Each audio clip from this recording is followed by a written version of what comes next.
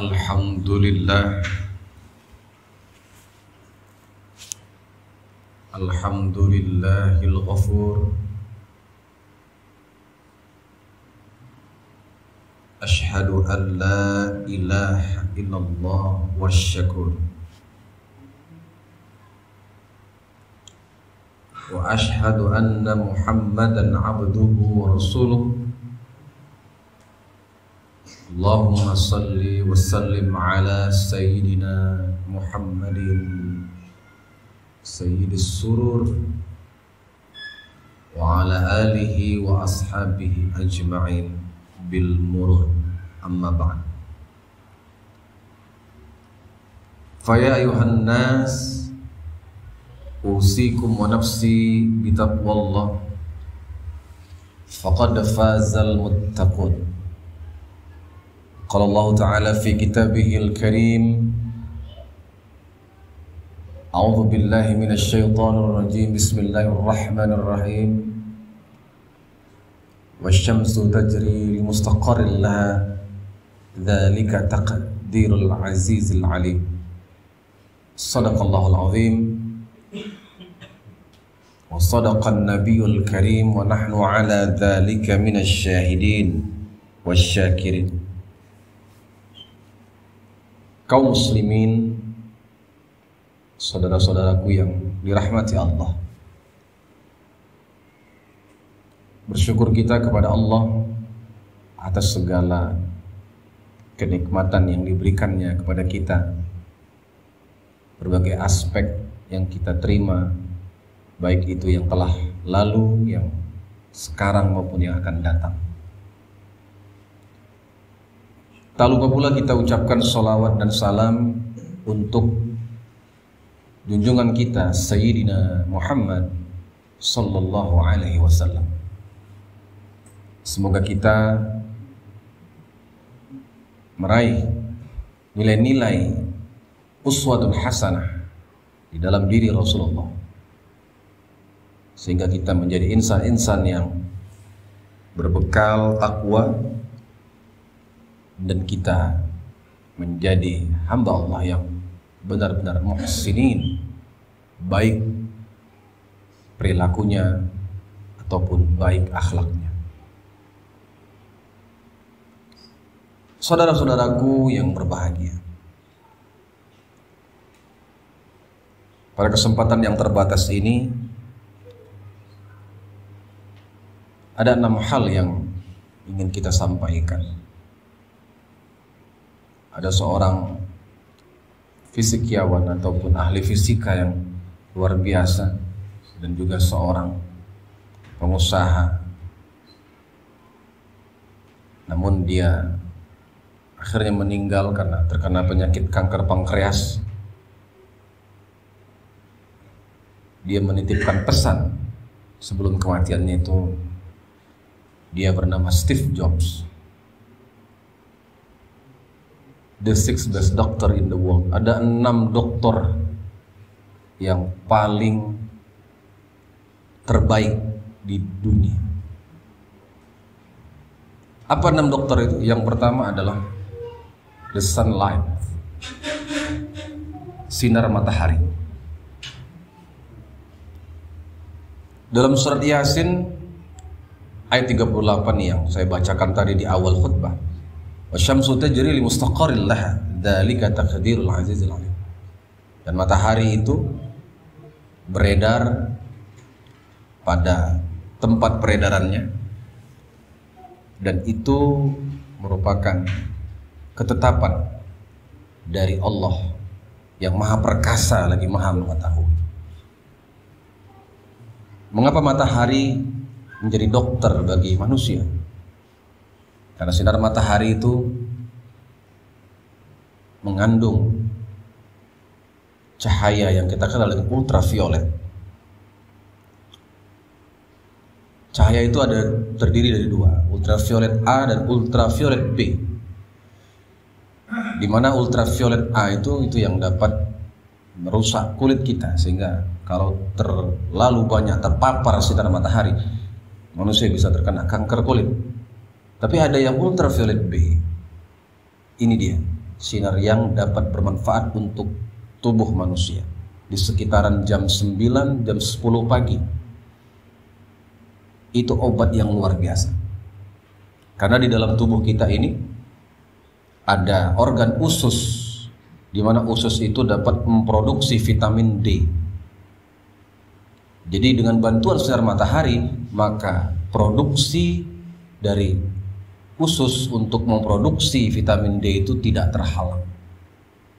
Orang yang kekurangan vitamin D itu dapat menyebabkan berbagai macam penyakit seperti osteoporosis, kekeroposan tulang, juga penyakit tulang ataupun flu tulang, sendi-sendi menjadi kaku, badan mudah pegal-pegal, dan yang lebih parahnya lagi, kekurangan vitamin D itu bisa menyebabkan depresi, kecemasan akut.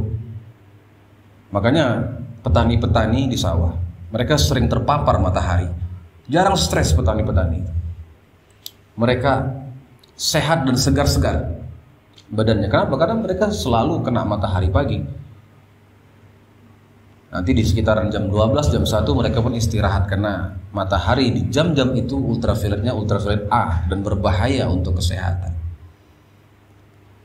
Ini dokter yang terbaik. Saya tidak 1 ataupun 2 kali melihat orang-orang yang terkena stroke, lalu pada saat itu mereka dijemur beberapa menit di tengah terik matahari pagi, bisa kembali memulihkan otot-otot ataupun sendi-sendi yang rusak akibat stroke itu sendiri. Ini dokter yang pertama, yaitu sinar matahari. Jadi jangan kita sampai melewatkan manfaat. Sebelum kita habis-habisan biaya berobat, jadikan matahari itu sebagai dokter kita yang gratis dari Allah Subhanahu wa ta'ala. Yang kedua, dokter yang terbaik di dunia itu selain daripada sinar matahari adalah exercise, yaitu pergerakan tubuh atau olahraga. Jadi kekurangan daripada pergerakan tubuh kita ini bisa menyebabkan jadi lemah, otot-ototnya pun jadi kaku. Karena tubuh kita ini memang difungsikan untuk bergerak, bukan untuk diam. Allah katakan dalam surat Al-Insyirah, fa idza faraghta fansab. Apabila kau telah selesai dari suatu pekerjaan, maka cari pekerjaan yang lain. Jadi orang yang bergerak, orang yang berdinamika dalam kehidupannya, tidak berdiam diri, berinteraksi, ini sehat. Maka pergerakannya, olahraganya itu menjadi dokter baginya. Jadi wajar saja kalau ada orang yang gampang sakit-sakitan, gampang terkena flu, karena mereka malas bergerak. Istilah anak sekarang namanya mager lah gitu ya, malas bergerak. Rasulullah SAW ketika beliau di Isra Mi'rajkan, coba perhatikan pada ayat surah Al-Isra ayat 1 itu, Subhanalladzi asra bi'abdi lailan minal masjidil haram. Maha suci Allah yang telah memperjalankan hambanya minal masjidil haram ila masjidil aqsa, dari masjidil haram ke masjidil aqsa. Allah tidak menggunakan kata melarikan. Maha suci Allah yang telah melarikan hambanya, tidak. Tapi Allah menggunakan kata memperjalankan. Kata dasarnya adalah jalan. Artinya apa? Nabi memang diajak jalan-jalan dia oleh Allah Ta'ala. Kenapa? Karena kondisinya pada waktu itu adalah amul huzni, tahun duka cita. Meninggal orang-orang kepercayaannya, orang-orang yang sangat dicintainya, orang-orang yang rela berkorban untuk Rasulullah, baik biaya, tenaga maupun pikiran. Itulah Siti Khadijah, itulah pamannya Abu Thalib. Maka Allah menghibur Rasulullah, mengajaknya jalan-jalan. Ini Nabi Muhammad jadi bergerak, tidak abstain, tidak hanya menetap saja di rumah gitu.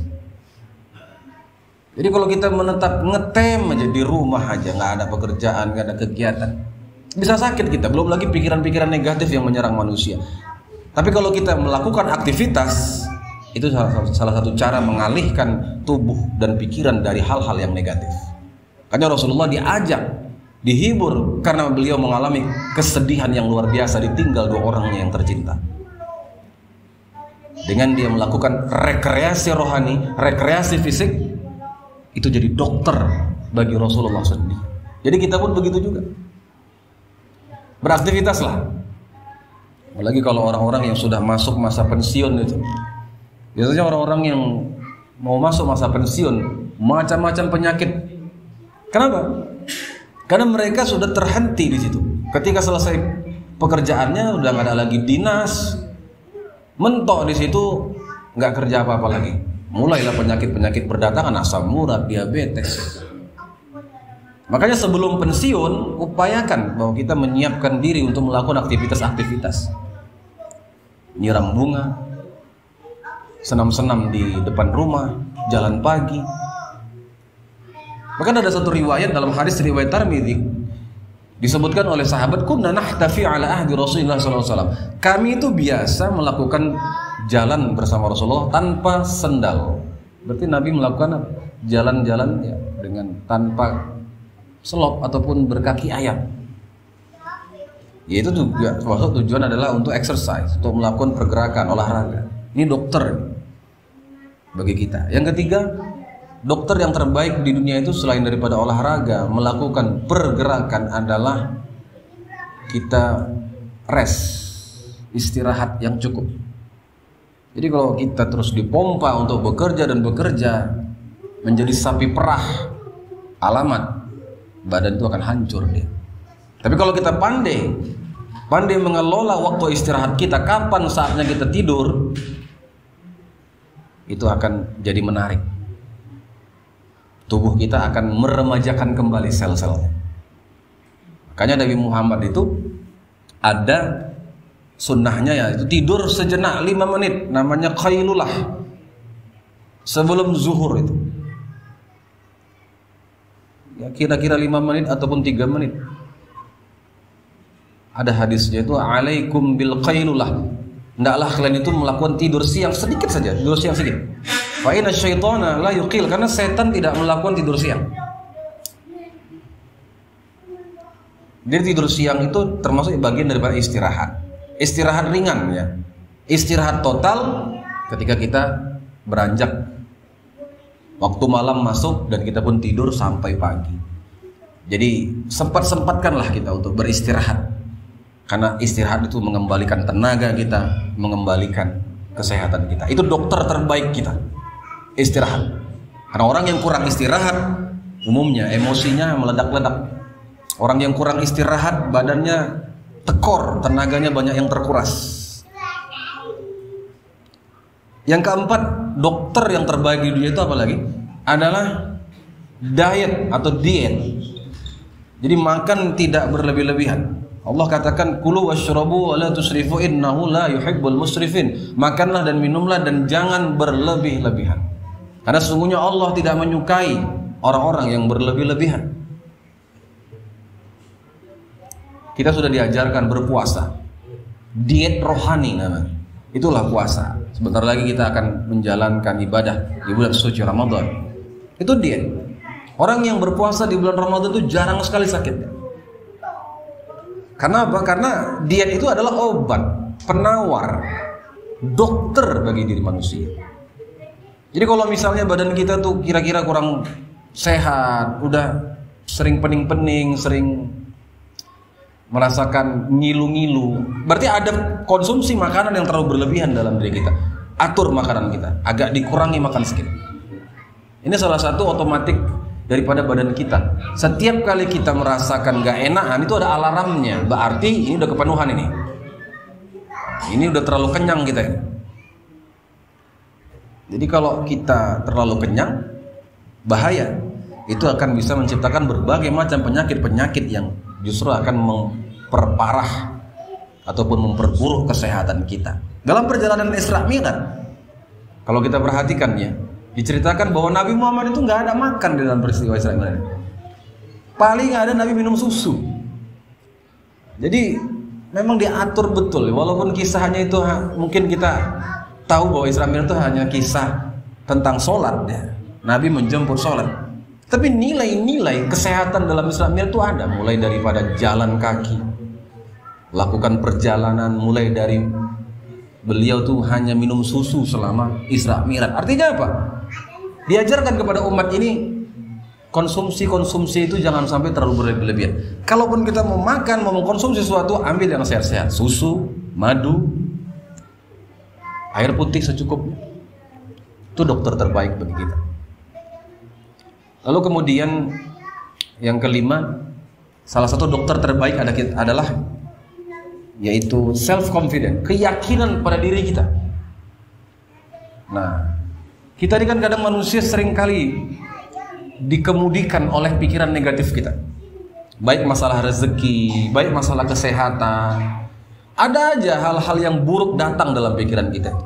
Nah, hati-hati kalau kita meyakinkan yang datang dari pikiran itu bisa terjadi. Tapi kalau kita tidak yakin, kita buang jauh-jauh. Astagfirullahaladzim, aku kok berpikiran kotor seperti itu, ya Allah. Ya Allah, ampunkan aku. Alihkan ke pemikiran-pemikiran yang lebih produktif. Berapa banyak orang yang berpikir yang macam-macam, akhirnya apa? Menjadi keyakinan dalam diri. Yang gak ada diada-adakan. Ini juga berbahaya. Itu dalam dunia kedokteran ada namanya disebut dengan hipokondria, penyakit hayalan. Udah diperiksa ke dokter, bolak-balik udah check up. Dokter mengatakan Anda tidak sakit, tapi dok, jantung saya sakit, nyeri segala macam. Itulah namanya penyakit hipokondria, penyakit hayalan. Dia meyakinkan diri dia bahwa dia kena jantung, padahal setelah di check up dia tidak terkena jantung. Nah, akhirnya dia bisa kena jantung beneran karena dia meyakinkan penyakit halu itu. Maka hati-hati, halusinasi itu bisa berubah menjadi kenyataan. Maka hati-hatilah dalam menggunakan keyakinan yang ada pada diri kita. Karena kalau udah sampai kepada hakul yakin, perbuatan yang negatif pun kalau dihakul yakinkan itu bisa terjadi. Terhadap rezeki kita, ini seret ini, hancur ini bangkrut terus nih, nggak ada jalan kayak ini, buntu terus. Yakin kita, padahal selalu ada jalan keluar dari setiap permasalahan kalau kita mendekatkan diri kepada Allah, kalau kita kuatkan spiritual kita. Tapi kita meyakinkan bahwa ini buntu ini, nggak ada jalan lagi nih, udah habislah perkara nih, hancurlah aku ini. Yakin kita, hati-hati, itu menjadi perusak dalam diri kita. Tapi kalau kita ada merasa sesuatu yang gak enak di badan kita, insya Allah baik-baik aja nih. Ya insya Allah ini agak ngilu-ngilu sedikit dada kiri, mungkin angin aja nih.